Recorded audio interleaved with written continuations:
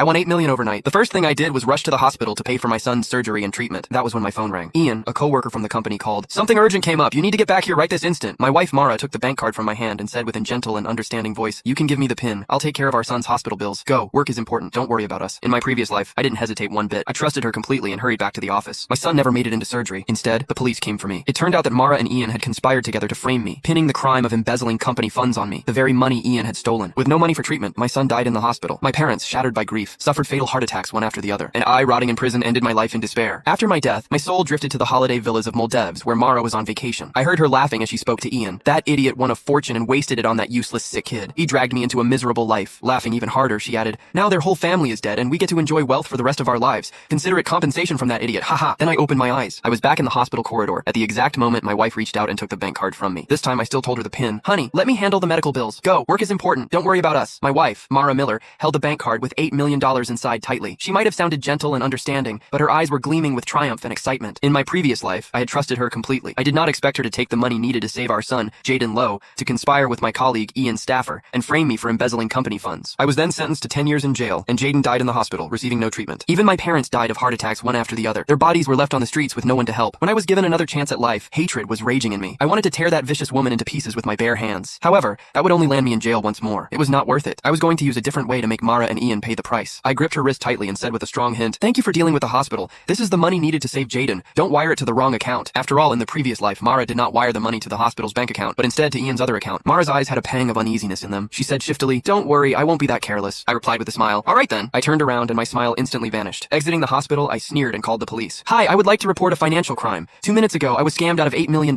Please help me find the people who took my money. What, $8 million? The police officer became serious and immediately opened a case when they heard the amount of money. They added, since the money has just been transferred, you're lucky you called the police in time. We'll surely help you get your money back. If you have any clues, please come to us again. I said anxiously, all right, thank you. That money is needed for my son's surgery. Please help me. After hanging up, I smiled. I was not worried that they would not be able to get to the bottom of it because the money would soon be returned to my account. That was what Mara and Ian did to frame me in the previous life. However, in my new life, I was going to let them have a taste of their own medicine. My phone buzzed violently in my pocket. It was Ian. I deliberately did not answer. I did not need to. I knew it was Ian trying to get me to rush back to the office, waiting for me to step into the trap. I sniggered. I hailed a taxi, but instead of heading to the office, I headed to the lottery center. Hello, I'm the one who won $8 million this morning. I need an official notarized certificate confirming my identity as the winner right now. In my previous life, I was so desperate to pay for my son's surgery that I had skipped the notarization completely. That mistake cost me everything. After I was framed, I thought about getting my winning notarized, but Mara and Ian had already bought off the staff at the lottery center. They changed the personal details of the winner to a different person, so I could not prove that I had won the $8 million legally. Once I had been notarized as the legal winner of the lottery, I even got the staff to print me the receipt of the transaction details of the money to my account. I was not going to give Mara or Ian any opportunities to set me up in this life. My phone rang once more, still from Ian. Click the link in my bio to get the full story for free.